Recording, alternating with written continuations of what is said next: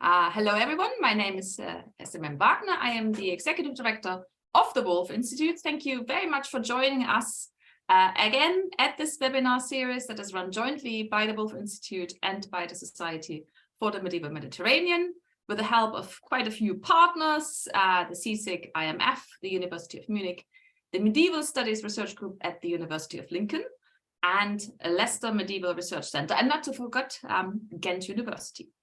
So this is our second webinar in the third year running, and I think from the names I can see quite a few of you are very, very familiar. But for those who are not, just a very quick introduction of the two main host institutions. The Wolf Institute is a research institute in Cambridge, which focuses on religion and society, and we combine our research with teaching, public education, and with policy work. And please have a look at our website and our YouTube channel to learn more about our work. Now, with my other hat, the Society for the Medieval Mediterranean was founded in 1997, and it is dedicated to all aspects of the academic study of cross-cultural Mediterranean history from the 5th to the 15th century. And this is also the moment where we always introduce our journal. This is the journal Al-Aqsa, the journal that comes as part of the subscription of the membership of the society. So if you are not a member yet, consider joining the society. It's a very worthwhile endeavor. It's £35, £33, and you get 3 beautiful fascicles of this journal every year. And also a very quick introduction how the webinar works. We have a Zoom webinar audience, and we're also live streaming via Facebook. So if you want to rewatch this, or if you want to recommend it to anyone, it will be available from the Wolf Institute Facebook page immediately after this webinar, and then also on the Wolf Institute YouTube. And I think it's also available at on the website of the Society for the Medieval Mediterranean. So our topic today is shared sacred space, confronting narratives of conversion, which is a very, very Wolf theme. I'm very, very pleased that we're having this webinar here today. And our chair is Dr. Jan Vanderbury from the University of Leicester, who is the secretary of the SMM and also a visiting fellow here at Cambridge at St. Edmund's College. And he will in turn introduce all the speakers of today. The panelists present for about 5 to 7 minutes, then there will be a short discussion between the chair and the panelists while you can prepare questions for the Q&A that we will have afterwards. Please type your questions in the Q&A box and not in the chat, because it's much, much easier for the chair to handle the questions in the Q&A portal. We will, at 6 o'clock sharp, end the live streaming of the webinar and the filming.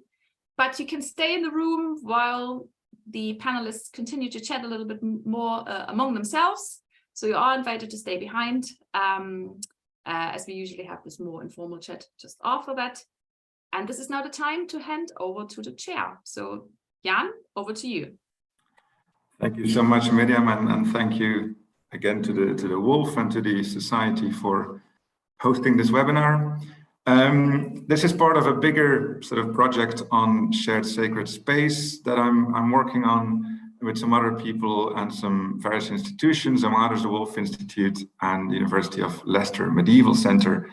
And Miriam already pointed out the Al-Aqsa journal, and one of the most recent issues is a special issue on shared sacred space, so linked to this webinar as well. Without further ado, I'll introduce our speakers, and then we go straight to their initial presentations.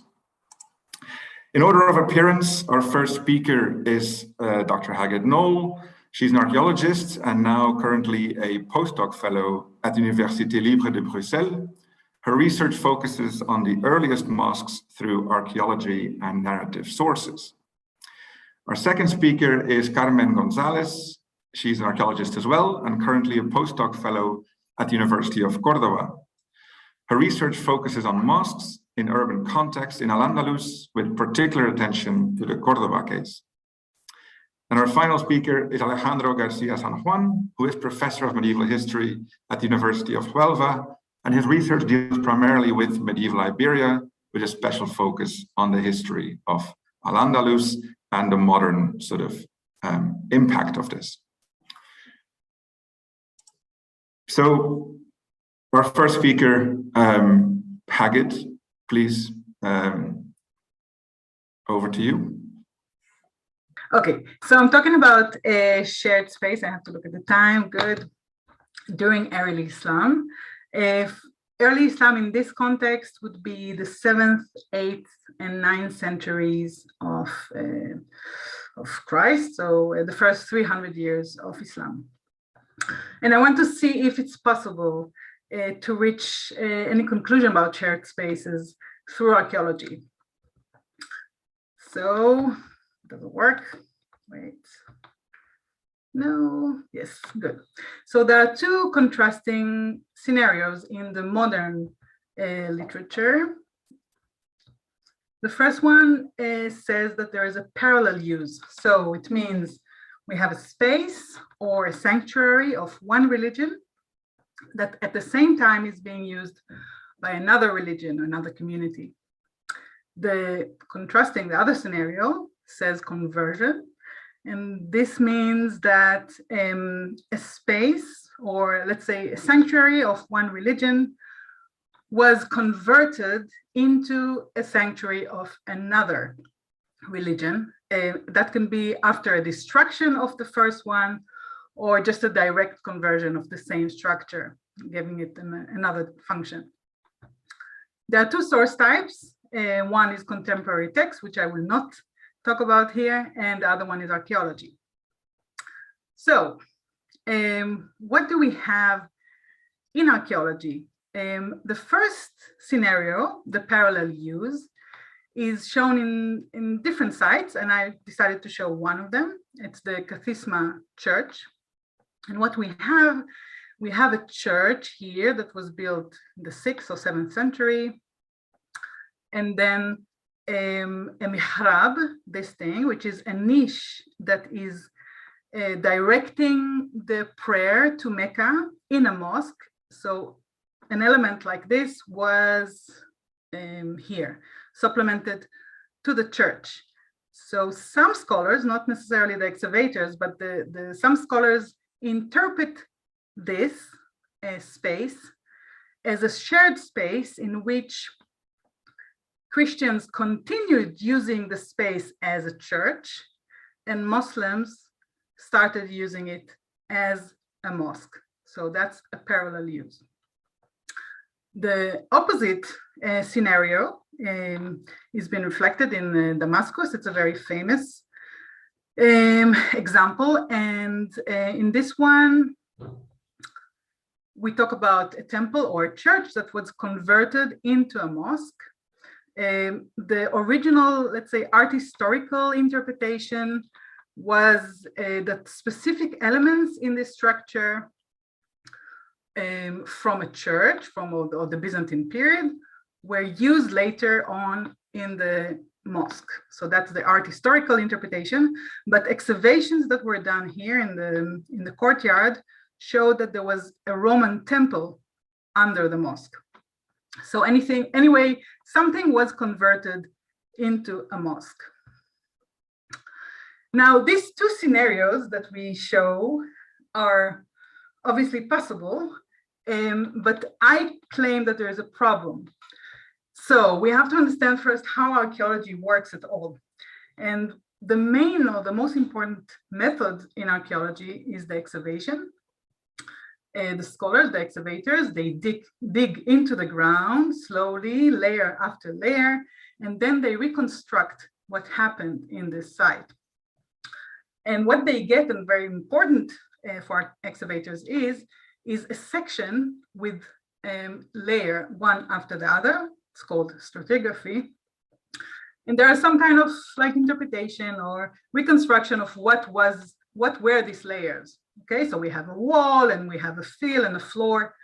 And the most important thing is that we have what happened probably after another thing, right? And this is relative chronology. How am I with time? Okay, so the problem is that there is another thing that is called in archaeology the Pompeii premise. So Pompeii was a settlement that was covered in a day or two completely by volcanic ash. And this made everything under this settlement, to be frozen in time. So archaeologists that came to this site after almost 2,000 years, they could discover very authentic, let's say, things in the life of the people that lived in this settlement. And there is some kind of expectations from archaeologists and others to have this kind of frozen time wherever we go and in each site we go to. In reality, archaeologists dig mainly garbage. And what is very important is that not only those, so if we go back to those glasses of Superman, it's not only the glass was only after it was broken, it went to the garbage, but also it took a very long time until it got to the garbage. So there is a whole life cycle of an object, of a feature, of a structure until it gets to the garbage or until it's not being used anymore. So if we go back to this stratigraphy, in reality, we can know the relative chronology of things, but we don't really know how long each one of these layers was occupied on each activity, how long it took. Usually we talk about minimum 25 years for an activity. Usually in our field, it would be 50, 100, or 200 years for one phase. So if we talk about shared space in scenarios, both the parallel use, something that's supposed to happen at the same time, two different activities at the same time, or the conversion, for example, destruction of a structure and then building a new one, I would say it's not possible to answer this by archaeology. That's it. I was on time. Thank you so much, Hagit. Thank you for kicking us off on the discussion. Next on then, Carmen. So thank you very much for inviting me to this discussion, it looks very exciting.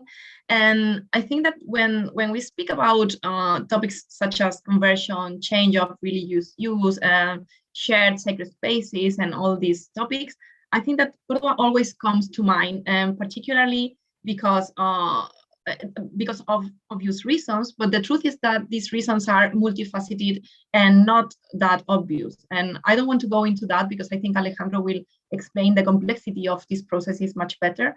But I would like to use my time to present other evidence related to Córdoba case that I believe that can further enrich the discussion and perhaps bring a bit of light of how the mosques came into the landscape and how they stopped being into the landscape and what happened to them. So briefly, I would like to introduce the chronology of Córdoba because unlike Hagit was saying, we do have some specific chronology for some parts of the city. We have the evidence that the city was heavily populated during the independent emirate of Córdoba, so from the mid-8th century. And then it suffered or experienced a huge expansion towards beyond the city walls in the 10th century. And then the city suffered a civil war, the fitna, and then it was shrinked again at the beginning of the 11th century. So that's a very fixed chronology. And usually the bulk of the information and the bulk of the attentions go to the Caliphal times, so the 10th century, because it's the moment in which the city becomes a capital, and then we have plenty of archaeological and written information about how the city is configured and how the urban landscape is configured. And interestingly, written sources transmit very few information about how mosques come into the landscape. We won't read this, I'm just bringing this for probably the discussion afterwards, but the information that we have from written sources speak about many mosques. You can see the numbers in the first paragraph, and it speaks about the involvement and the engagement of the elites of the Umayyad family into the creation of this landscape. This information contrasts quite a lot with the material evidence that archaeology can recover today. This is a map in which you can see some dots of the mosques that have been actually apart from the Great Mosque. These are the mosques that have been materially documented, and some of them we are not even sure that they are mosques or not, but they are very few in comparison to those numbers given by the sources. And we have mainly two situations. mosques that have been located beyond the wall perimeter, which are heavily plundered, heavily destroyed. So after the civil war in the 11th century, these mosques almost disappear from the urban landscape. And we can speak later about how and why these are so heavily destroyed. And we have the mosques that remain inside the wall perimeter. And just remember that this area in the city is fortified in the 11th century. So all these mosques would be inside the wall perimeter.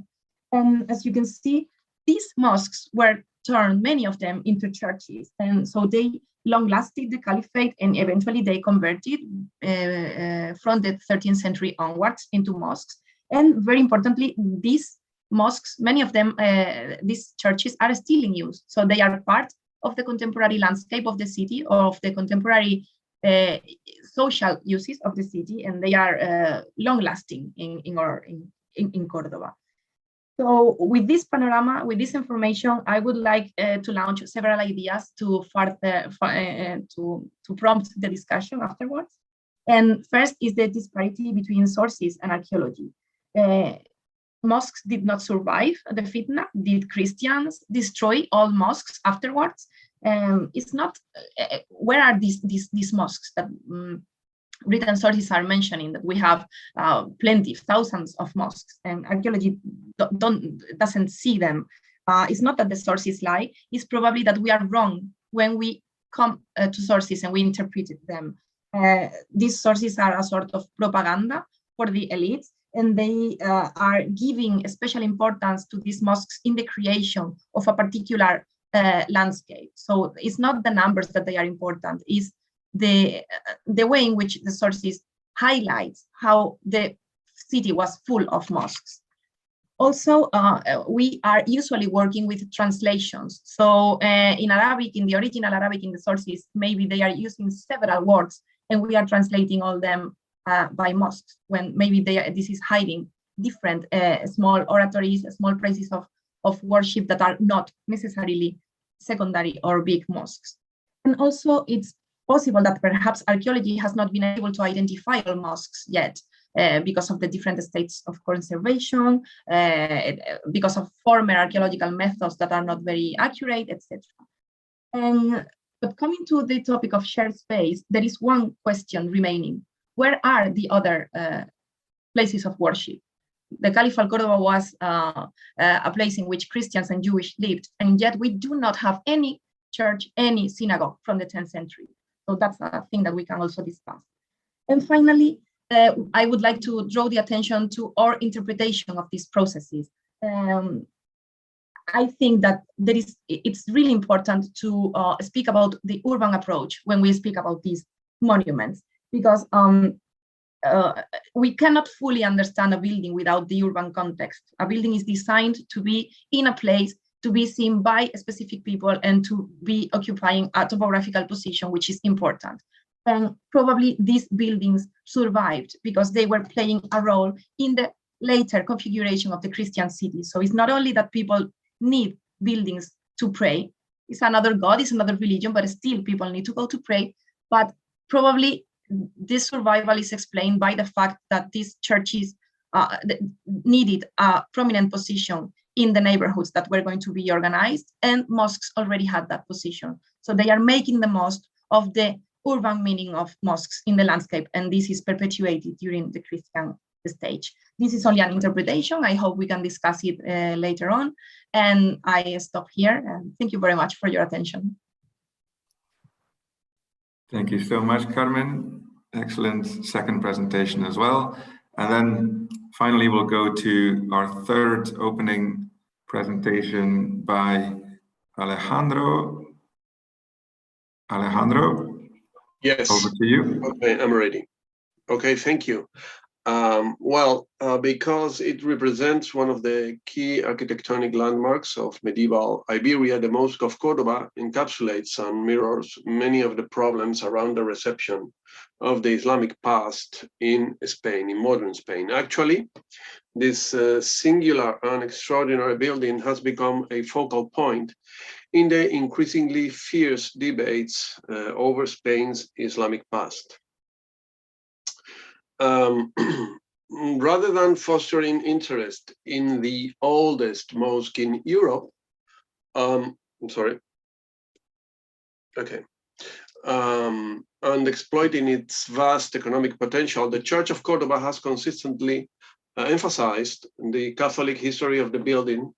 First, regarding its historical origins, the church promotes the narrative of a previous Christian shrine beneath the mosque.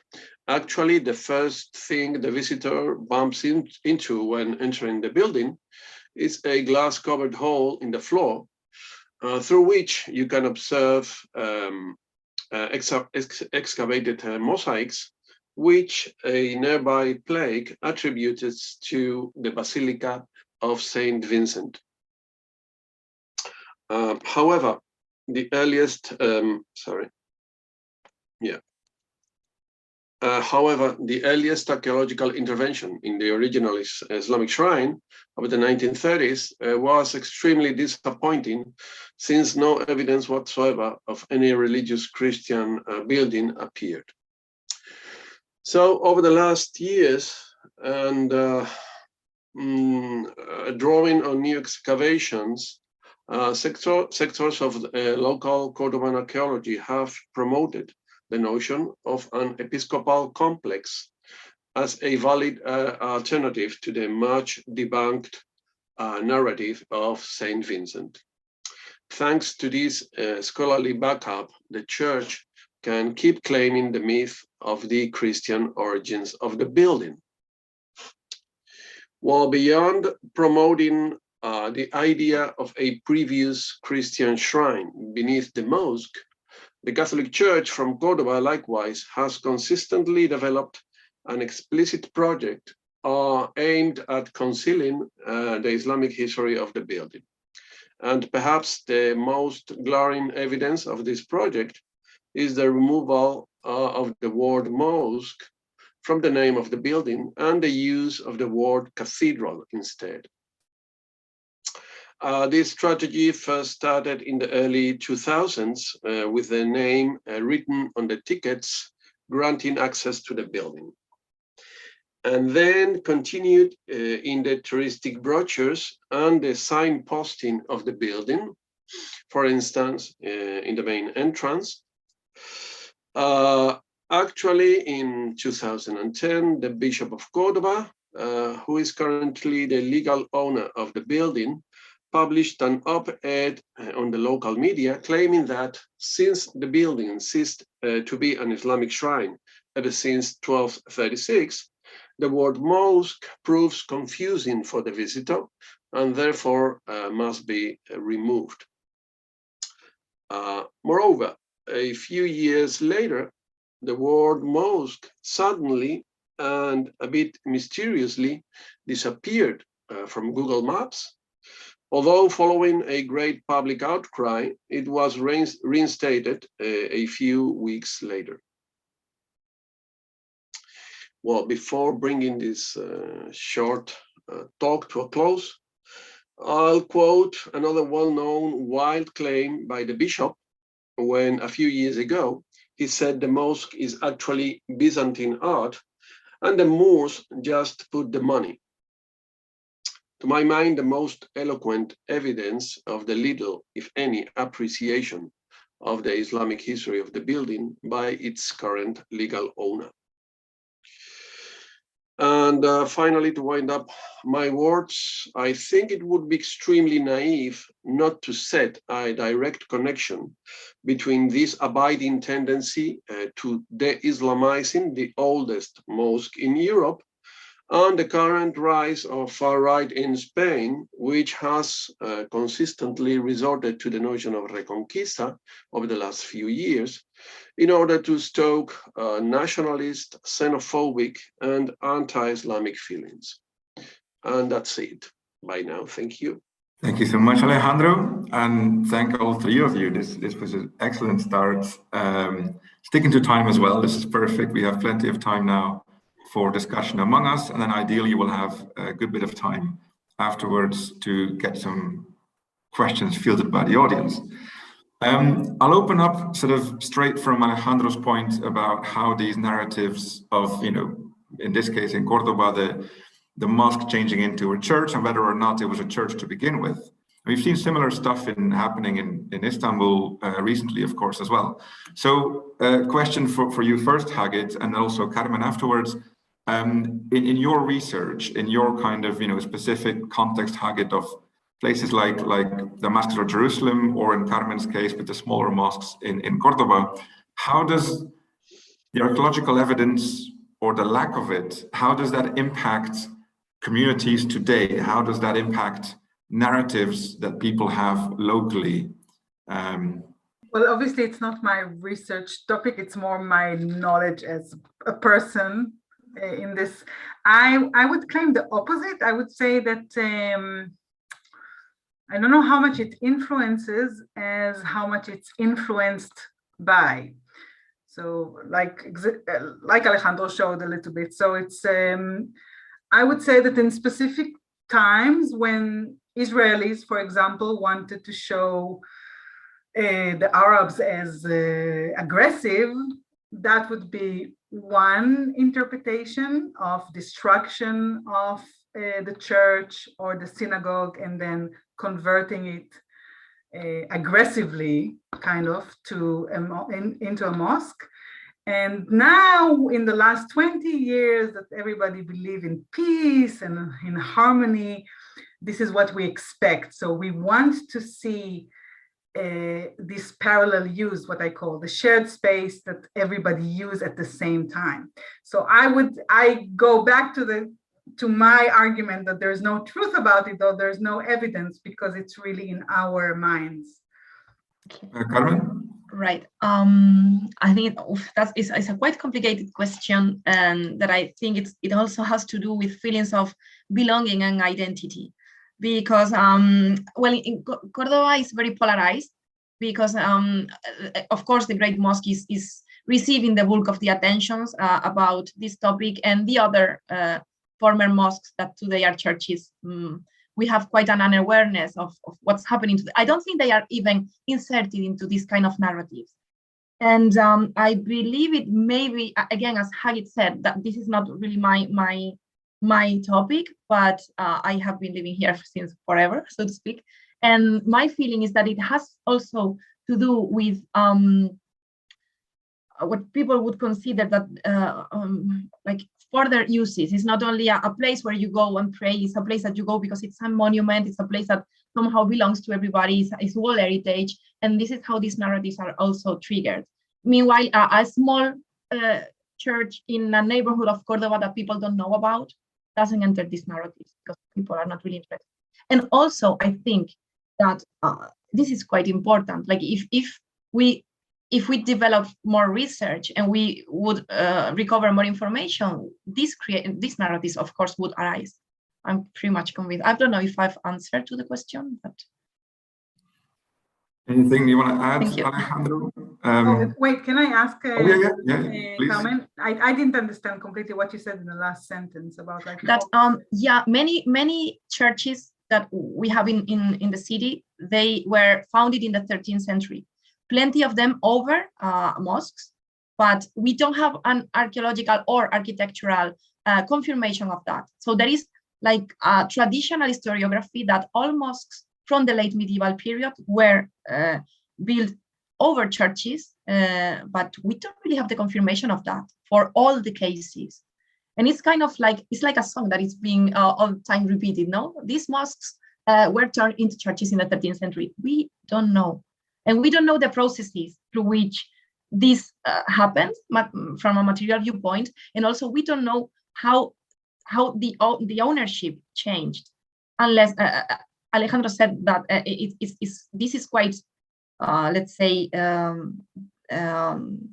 it's not that it's clear, but from the Mosque of Córdoba, you can somehow trace it, and you can trace the discussion of how the ownership changed or was claimed. But for the other mosques, we don't know. So just to conclude, if we have more research, you think we will have an answer for if the tradition is kind of like true or not true? That's I am pretty much convinced. Yeah. Thank you.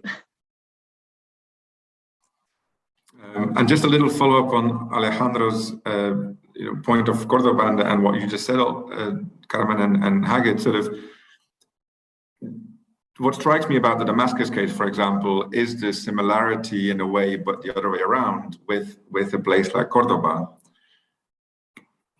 Do we see similar narratives where locally in Damascus, they're sort of trying to ignore the history of it as a church? I'm thinking of also the Al-Aqsa Mosque on the Temple Mount, which also used to be a Crusader church at some point for quite a while. I'm thinking of Istanbul as well. Is this the Córdoba narrative? Is that a unique case, or is this sort of part of a quite common practice in recent history?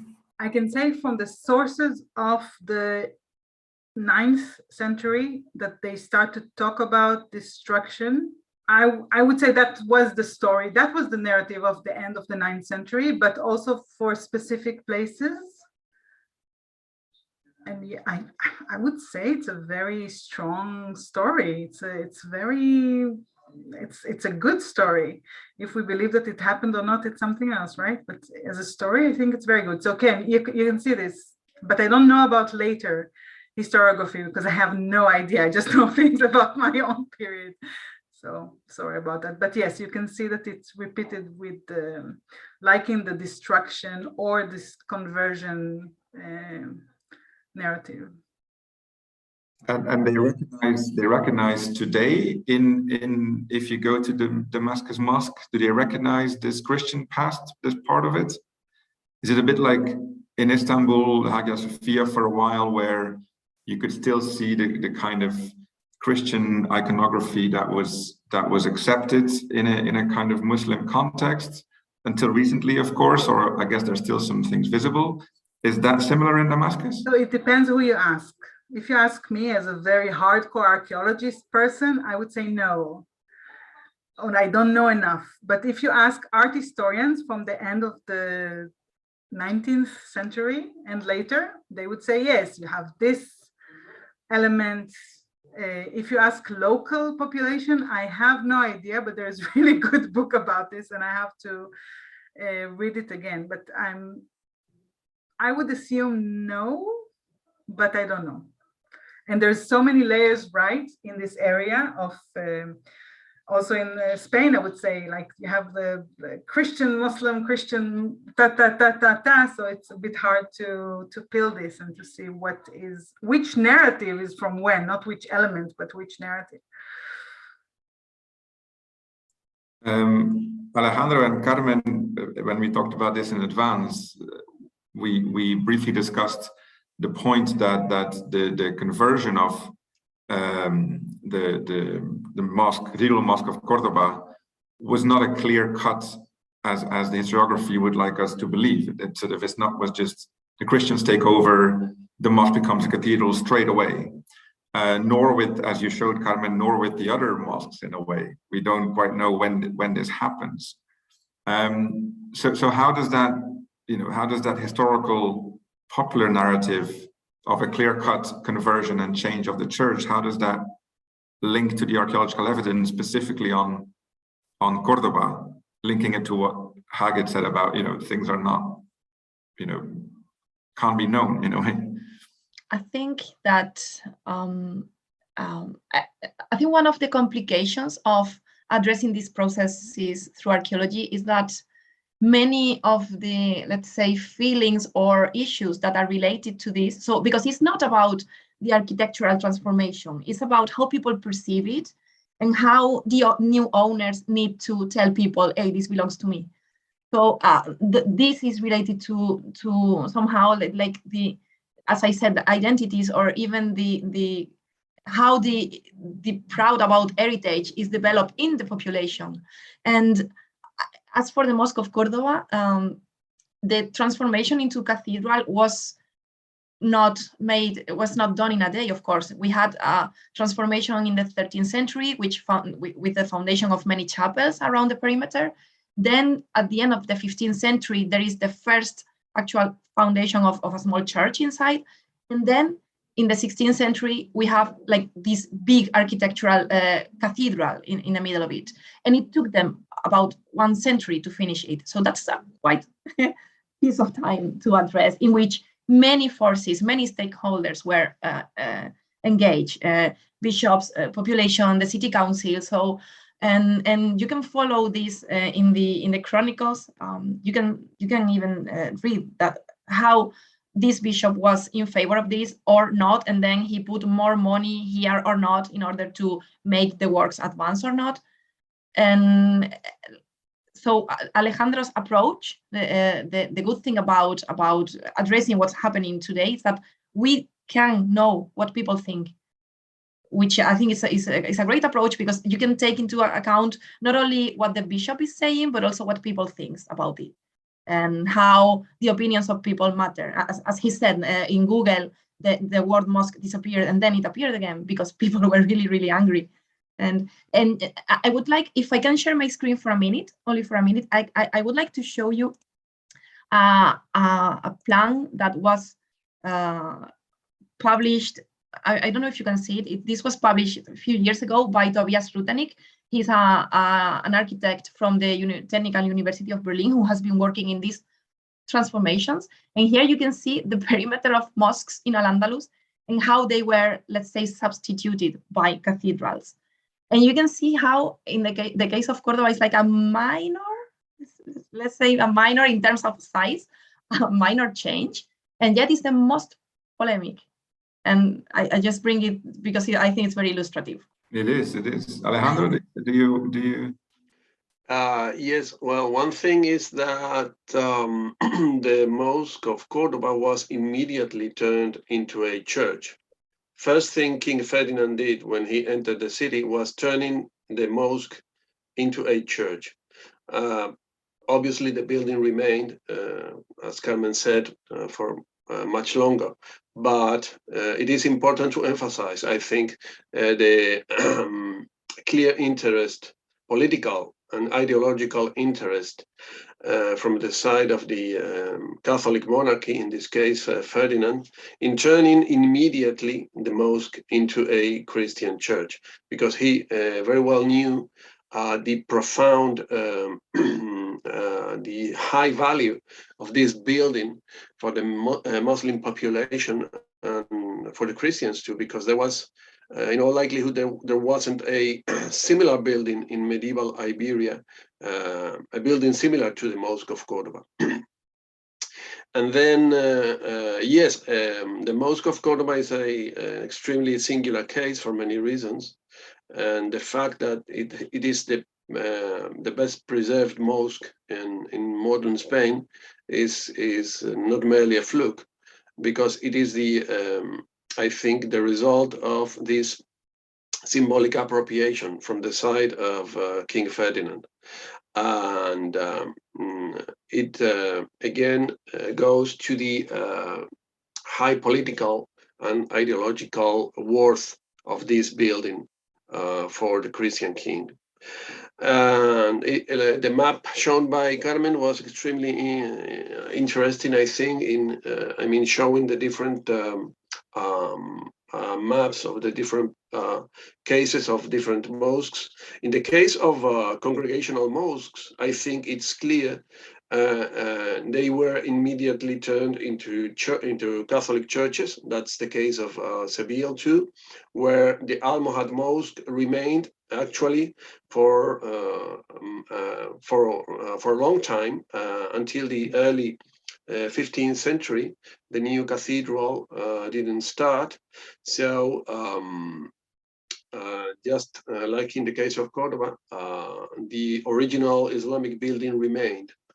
But in this case, obviously, it was finally torn down and the new cathedral was built. But starting from Toledo, I think we can follow the different cases of congregational mosques which were turned into churches. The case of, let's say, neighbor mosques is different, because these mosques, as Carmen said, were many times just small rooms And for instance, in 13th century Seville, we know of some of these mosques being used as warehouses, for instance. So it looks clear that not all neighborhood mosques were turned into a Catholic churches after the conquest, I think. I want to ask something though. So you talk about this immediate conversion of the cathedrals or cathedral mosques into Christian cathedrals. And the question is, how do you imagine it first? Like, how did it happen physically? And second, what are the sources, and what if there is any kind of doubts in the sources to this process, or do they say, yes, in the same day, people already prayed for the other? Yeah, absolutely. In the case of Córdoba, we have a eyewitness account, actually. We got the narrative of a bishop who was actually present the day Córdoba was taken over, and he actually participated in the purging of the mosque and the conversion of the mosque into a Catholic church. And we have the full description. Would it mean that the people are not allowed anymore to pray there for Absolutely. Islam, or like what was the how to make it in practice? That's what's interesting. I think that you need to take into account that the Muslim population was expelled from the city. So no Muslims from that point on in the city to pray in the mosque. That's a bit ideal. Yeah, it's like they changed the confession of the building by is much more than this, but basically they celebrate a mass, and so they start praying this way. So it's like at the very beginning they don't really need to change anything architecturally, but the mosque received another use, and then it became a cathedral. And I would like, sorry, it can be used as perfectly as a Catholic shrine. Yeah, absolutely. And I would like to add, following up Alejandro's intervention, that these appropriations of the mosque are very enlightening, because they show perfectly how the mosque is not only a religious building, but it's also a building for the legitimization of the new powers. So it's not only that they need a place to pray, but it's the place of power. It's been there for centuries, representing the power. And then it's like every new governor of the city wants to be linked to the building. One of the most maybe enlightening cases is the case of Enrique de Trastámara, who by the end of the 14th century, he founded a royal chapel that would be like the funerary chapel for his ancestors in the cathedral, which was the former mosque. So that's the way in which they link to the dynasties that have been ruling the city, or that's one of the interpretations. Thank you. Well, we can keep going, but there's a very active sort of chat going on from the audience. So let's field some questions. Just to check, can Carmen and Hagit and Alejandro, can you see the questions in the chat? Yes. So the first question to Alejandro and Carmen is, if the mosaics aren't evidence of the Church of San Vicente or an Episcopal complex, what might they be instead? And this is linked to sort of a second question. I'll put them both out there. If there's no evidence of a Christian church existing before the mosque, then what is that pavement? What is that? What are those mosaics? Are they fake? So it's a bit the same question. What do those mosaics show? That's a question for Carmen, I think. Okay, thank you.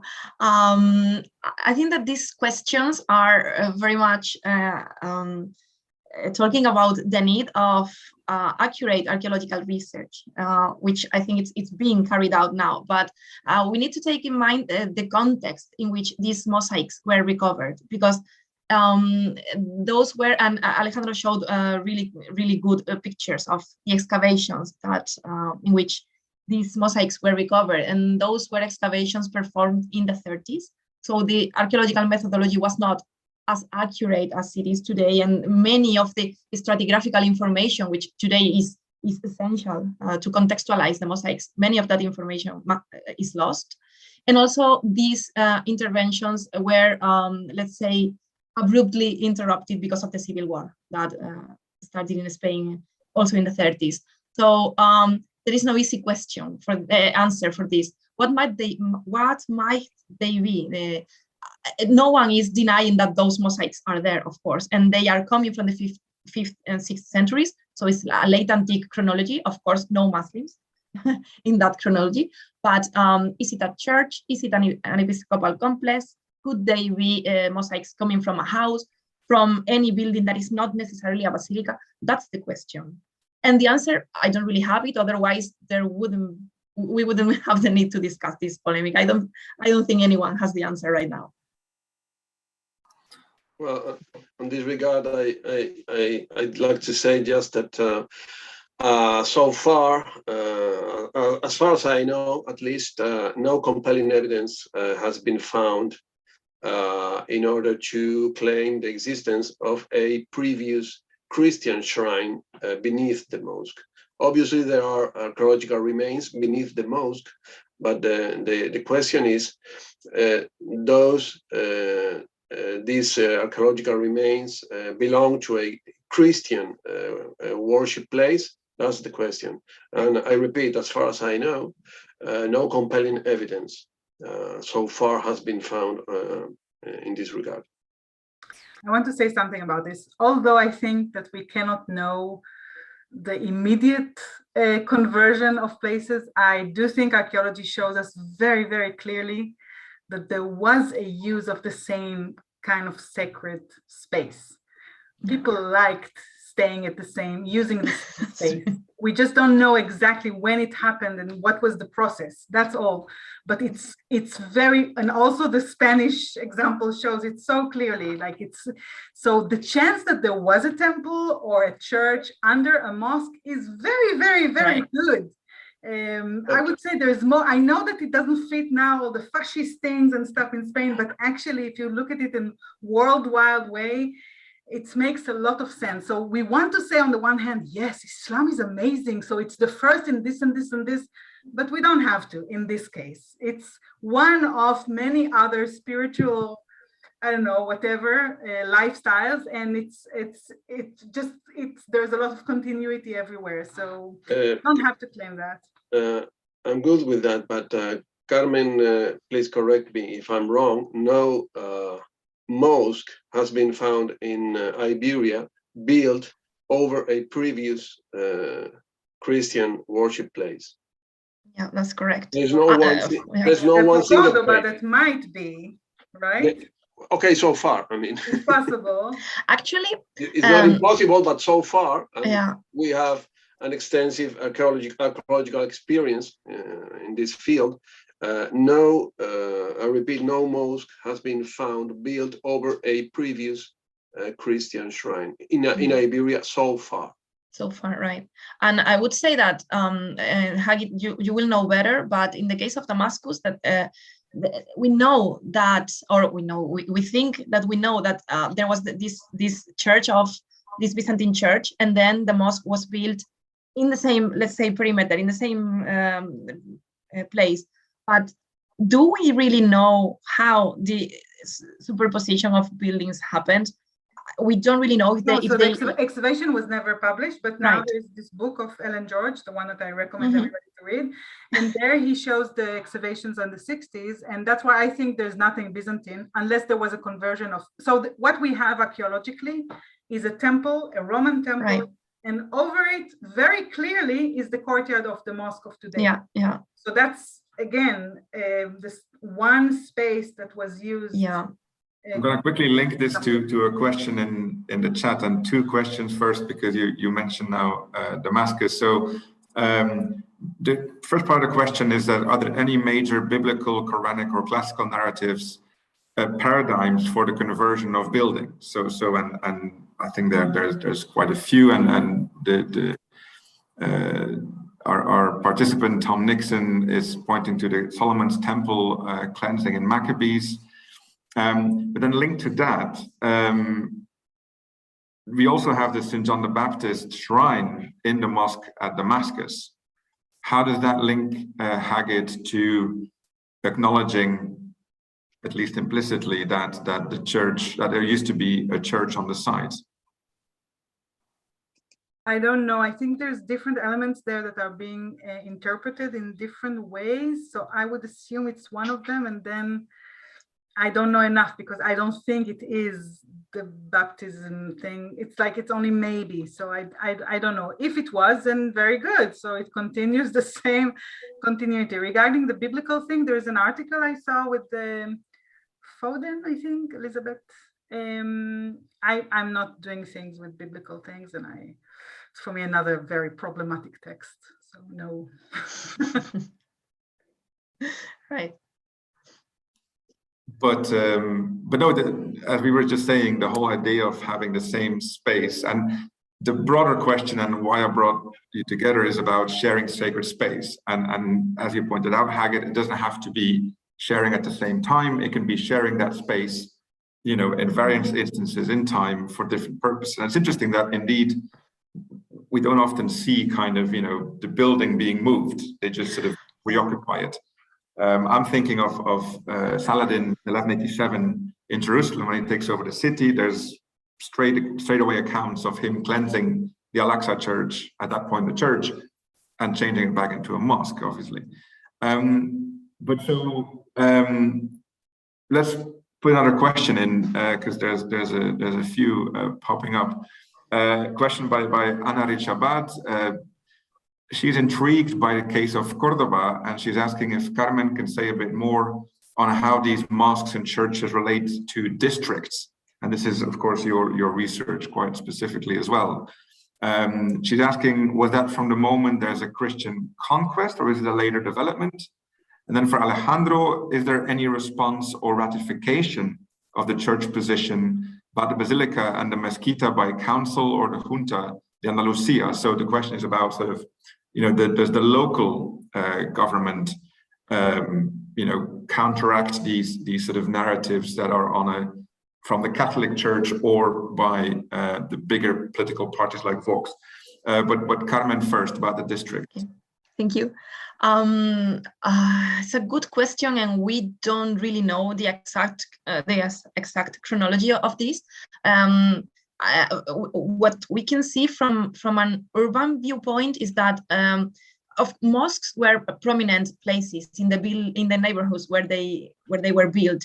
Actually, many neighborhoods were bearing the names of the mosques. So this is the neighborhood of the mosque of whatever.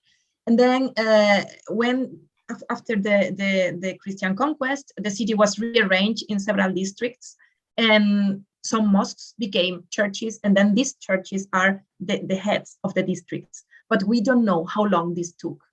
So there is actually no real answer that I can give you about this. We don't know if it's immediately after the conquest or if it came a long time. So, but we guess that it wasn't a quite later development, because the city needed to be rearranged in order to keep working. And these districts were important for the taxes collection, for the water supplies for people. So we guess it didn't take quite a long time. Thank you, Alejandro. The part of the question. Well, that I think would be a question for an expert on heritage, which I'm not, obviously, but I think it's pretty much clear that the role of public authorities in the issue of the Mosque of Córdoba, and the ownership of the inscription of the ownership of the building by the Catholic Church. I repeat, the role of the public authorities on these matters has been pretty much controversial, to say the least, because local authorities in Andalusia have full responsibility about historical heritage. And in this case, it looks pretty much clear. I wonder what is the opinion of Carmen, but to my mind, and they rather ignored, largely ignored their responsibility in this case, basically because of political reasons, obviously, because I think they're pretty much afraid of the, let's say, highly influential social role of the church in Andalusia. So it would be really unpopular to go against the church in a matter like the case or in a matter like the Mosque of Córdoba. So I insist they largely ignored their responsibility in the case of the in the controversial case of the Mosque of Córdoba, even though the city hall of Córdoba tried to at least say something about it, but the city hall doesn't have really, it doesn't hold responsibility in matters of historical heritage. It is more the case of the local government in Andalusia, Junta de Andalucía, as we call it here.